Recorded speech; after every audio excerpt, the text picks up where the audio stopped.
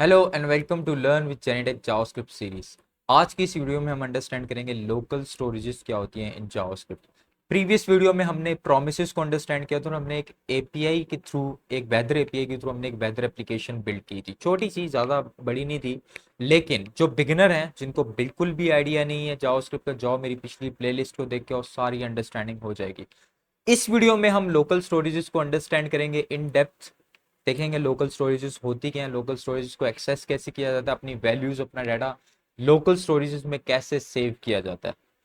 अभी के लिए लोकल स्टोरेज यूज करेंगे, आगे इन फ्यूचर हम टोकन्स पे भी काम करेंगे। इसका अल्टरनेटिव है, मैं समझाऊंगा, टेंशन ना लो। जस्ट अगर नए हो तो जाओ पिछली वीडियोस देख के आओ, तब इस वीडियो को आगे कंटिन्यू करना, वरना कख समझ नहीं आने वाली। चलो देखते हैं लोकल स्टोरेज होती क्या, लेट्स गो।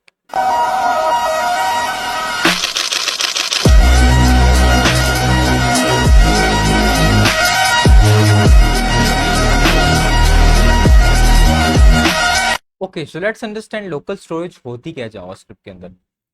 एक सिंपल डेफिनेशन बताऊंगा। हर ब्राउजर के अंदर एक स्टोरेज होती है जिसको हम लोकल स्टोरेज बोलते हैं। इस स्टोरेज का काम क्या होता है? इस स्टोरेज का काम होता है आपके डाटा को सेव करना। फॉर इंस्टेंस कौन सा डाटा? जैसे यूजर नेम, यूजर आईडीज, जो भी डेटा आप स्टोर, जरूरी नहीं कि ये यूजर नेम यूजर आईडीज वगैरह, मैं एग्जांपल के तौर पर बता रहा हूँ। यूजर आईडीज हो गई, यूजर सेटिंग्स हो गई, जो आप इन फ्यूचर सेव रखना चाहते हो, वो क्या होंगी? आपकी लोकल स्टोरेज के अंदर सेव होंगी। अब क्वेश्चन आता है कि क्या सर मैं किसी थर्ड पार्टी वेबसाइट या किसी और वेबसाइट का लोकल स्टोरेज एक्सेस कर सकता हूँ? नहीं एक्सेस कर सकते। आप लोग सिर्फ अपनी वेबसाइट का एक्सेस कर सकते हैं जिसकी एक्सेस है आपके पास। First thing. Second thing, local storage में क्या हम सिर्फ यूजर डाटा ही सेव करते हैं? नहीं, कुछ भी सेव कर सकते हो। सर कुछ जनरल एग्जांपल इसके मिल जाए, इधर आओ मैं समझाता हूँ।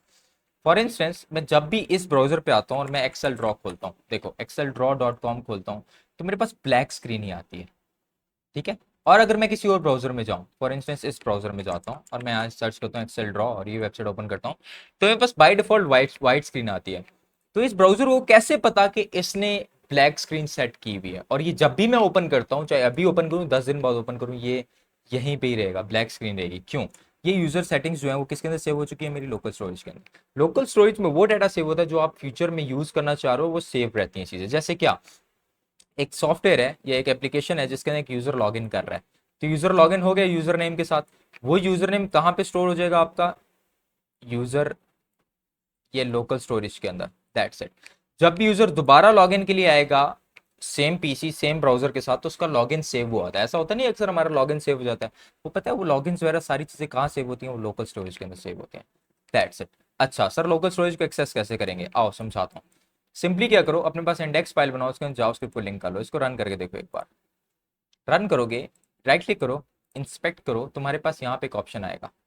इसी के अंदर एक ऑप्शन आएगा जिसका नाम है एप्लीकेशंस। इधर चले जाओ, जहाँ कंसोल खोलते थे ना हम, नेटवर्क परफॉर्मेंस मेमोरी, साथ ही एक ऑप्शन आ रहा है एप्लीकेशंस का। उसके अंदर एक ऑप्शन आ रहा है स्टोरेज, और साथ ही आ रहा है लोकल स्टोरेज, साथ आ रहा है मेरा स्टोरेज। 127.0.0, ये मेरी वेबसाइट का नेम है जो भी मैं करंटली रन कर रहा हूँ अपने सर्वर के ऊपर। तो क्या सर हम किसी और की वेबसाइट का कर सकते हैं? नहीं, और किसी की एक्सेस आपको मिलेगी नहीं। जो आप रन कर रहे हो उसी की एक्सेस आपके पास होगी। और लोकल स्टोरेज में डाटा हमारा स्टोर होता है की वैल्यू पेयर्स के अंदर। किस चीज के अंदर डाटा स्टोर होता है हमारा? की वैल्यू पेयर्स के अंदर। सर रन करके दिखाएं, आओ समझाता हूँ।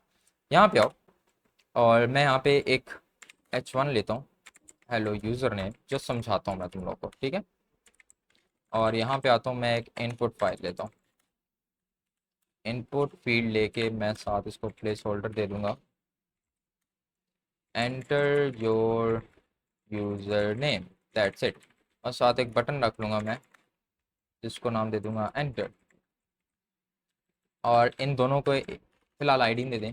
फिलहाल रन करके देखो कि आ क्या रहा है। जब मैं इसको रन करता हूँ तो मेरे पास एक आ रहा है हेलो यूजर नेम, और जब मैं इसको यूजर नेम एंटर कर रहा हूँ तो वो एंटर होना चाहिए। फिलहाल मैं एंटर कंसोल के अंदर करवाता हूँ कि कंसोल के अंदर इस यूजर को कैसे एंटर करेंगे, फिर हम उसको लोकल स्टोरेज में सेव करेंगे। ये जो यूजर मैं एंटर कर रहा हूँ ना, ठीक है, वो कहाँ पे स्टोर होगा? मेरा इस लोकल स्टोरेज के अंदर सेव होगा। आओ करके देखते हैं।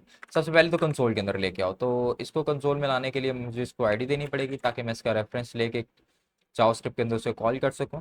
तो मैं इसको देता हूँ btn, बटन को मैंने आईडी दे दी btn के नाम से, और इसको आईडी देता हूँ इनपुट यूज़र के नाम से। That's it. तो मैं इधर आया, मैंने एक वेरिएबल बनाया इनपुट यूज़र, जिसमें मैं स्टोर करा दूंगा इनपुट फील्ड को। तो मैं यहाँ पे कर लेता हूँ डॉक्यूमेंट डॉट क्वेरी सिलेक्टर, और यहाँ पे कर देता हूँ hash input user, that's it. इसी तरह मैं एक और वेरिएबल ले लेता हूँ, कॉन्स्ट, दूसरा है btn is equal to document dot query selector, और इसमें स्टोर करवाता हूँ मैं हैश btn। अब मैं क्या चाहता हूँ, मैं चाहता हूँ कि जब भी मैं ये यूज़र यहाँ एंटर करूँ तो मेरे कंसोल में आए, ये ऑलरेडी मैं रन करा चुका हूँ। तो यहाँ पे आओ, मैं बटन पे लगाऊंगा एड इवेंट लिस्टनर, क्योंकि बटन जब एंटर होगा तभी तो यूज़र जाएगा कंसोल में, और उस पर लगाऊंगा क्लिक फंक्शन।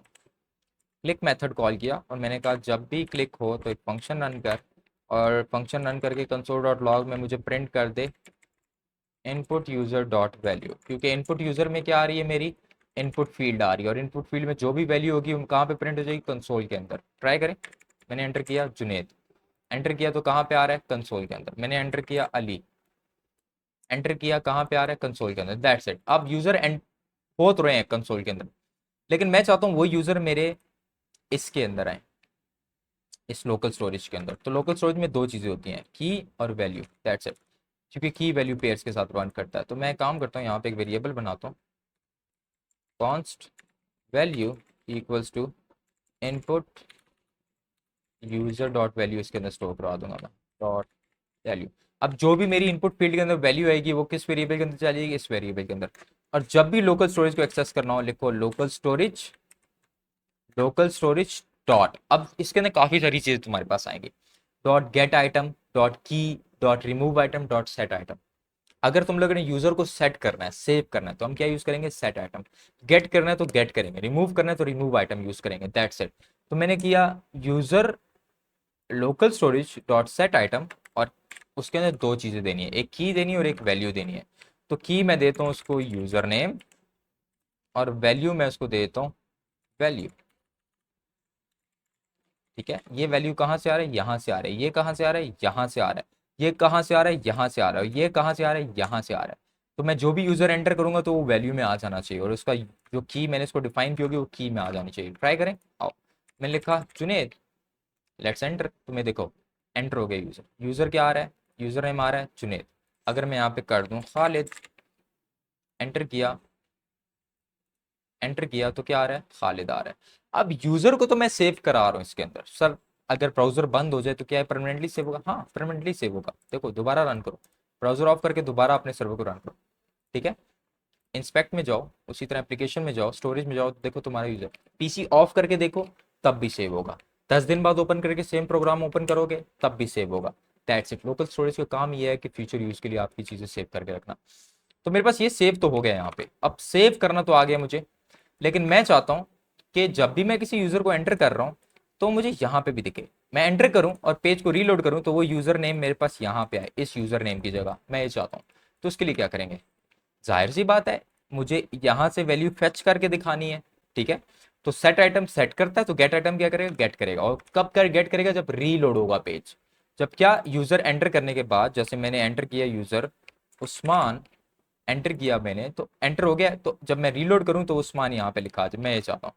तो मैं क्योंकि ब्राउजर को रीलोड कर रहा हूँ तो विंडो ऑब्जेक्ट लगाना पड़ेगा मुझे, window dot add event listener. Window क्या होता है, पूरा जहाँ पे सारी चीजें होती हैं, तो पूरा ब्राउजर रिफ्रेश हो रहा है। तो मैंने कहा विंडो डॉट ऑब्जेक्ट के ऊपर जब भी क्या हो, लोड मेथड रन करेंगे हम, तो क्या कर, जब भी विंडो रीलोड होगी, लोड होगी, तो एक काम करी, local storage dot gate item run करी मेरा, और क्या उठा के लाई, यूजर नेम उठा के लिया। जो भी तुम लोगों ने की दी होगी ना, जो भी तुम लोगों ने यहाँ पे की दी होगी वो फेच करनी है। तो मैंने की क्या दी हुई है, यूजर नेम। सर अगर इसकी जगह होता है यहाँ पे यूजर, तो सिर्फ यूजर लिखते हैं यहाँ पे, जो भी की होगी वो यहाँ पे लिखनी है गेट आइटम के अंदर, दैट्स इट।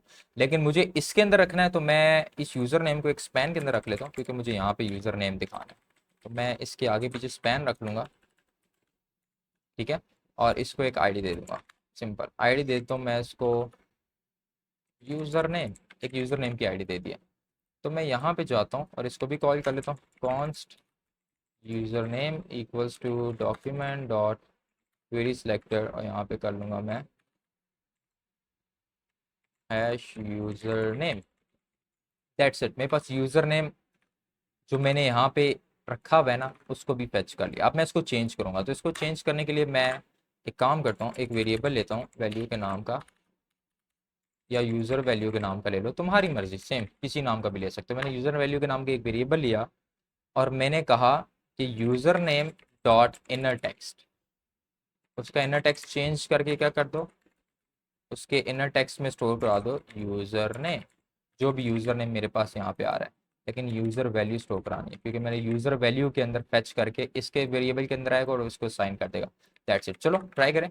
मैंने दिया अली, एंटर किया, अली स्टोरेज में आ गया। अब मैंने रिफ्रेश नहीं स्क्रीन, क्योंकि मैंने रिफ्रेश के ऊपर लगाया हुआ है, तो मैं इसको रीलोड करता हूँ तो देखो क्या आ रहा है, हेलो अली। अगर मैं करता हूँ उस्मान, देखो लोकल स्टोरेज में क्या चला गया, उस्मान, यहाँ पे नहीं आएगा जब तक मैं क्या नहीं करूंगा, रिफ्रेश नहीं करूंगा विंडो को। That's it.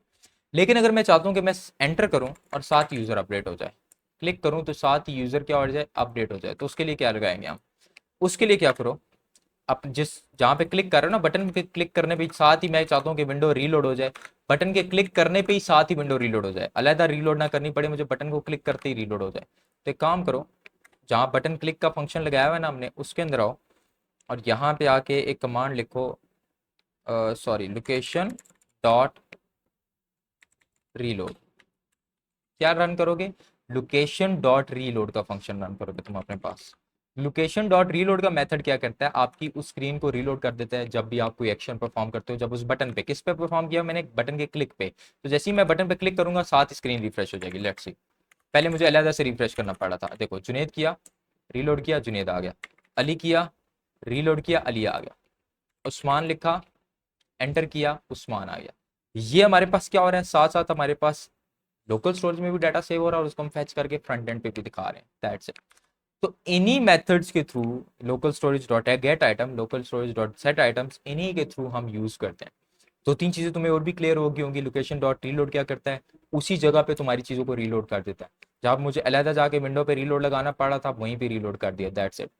तो इन मेथड्स को रन करते हुए हम अपने लोकल स्टोरेज के अंदर डाटा सेव भी कर सकते हैं और इनको इन फ्यूचर यूज भी करेंगे। अभी हम जब फुल स्टैक की तरफ मूव करेंगे, प्रोजेक्ट्स वगैरह बनाएंगे, तो उसमें लोकल स्टोरेज का काफ़ी यूज़ होगा, तो उसकी अंडरस्टैंडिंग इन डेप्थ होगी। लेकिन बेसिक लेवल पे तुम्हें समझ आ गई होगी लोकल स्टोरेज होता क्या है, डाटा सेव कैसे करेंगे, डाटा को फेच कैसे करेंगे।